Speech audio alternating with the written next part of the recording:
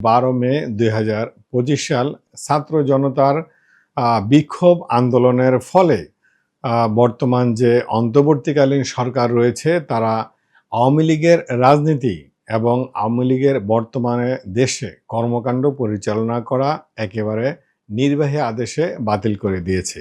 অন্তর্বর্তীকালীন সরকারের পক্ষ থেকে বলা হচ্ছে এই আওয়ামী লীগ দলটির বিচার সম্পূর্ণ না হওয়া পর্যন্ত কোনো রকম কার্যক্রম তারা বাংলাদেশে করতে পারবে না, চালাতে পারবে না।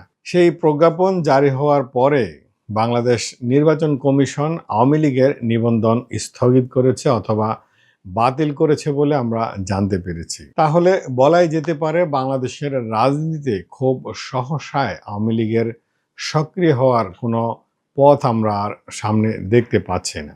তাহলে কি সেই আগের কথাই বলতে হয়, বাংলাদেশের রাজনীতি থেকে চিরতরে বিদায় নিবে আওয়ামী নামের সেই দলটি? পৃথিবীর বিভিন্ন দেশে যে স্বৈর শাসক তৈরি হয়েছিল এবং সেই দেশের জনরোষে পড়ে সে দেশের স্বৈর শাসকগুলো যারা এভাবে 5 তারিখের মতো আমাদের দেশে শেখ হাসিনার মতো পালিয়ে যাওয়ার পরে খুব একটা নজির নাই যে সেই দলগুলো আবার পুনরায় দেশে ফিরে এসে নির্বাচনে অংশগ্রহণ করা এবং জয়লাভ করে আবার সরকার গঠন করে দেশ পরিচালনা করা।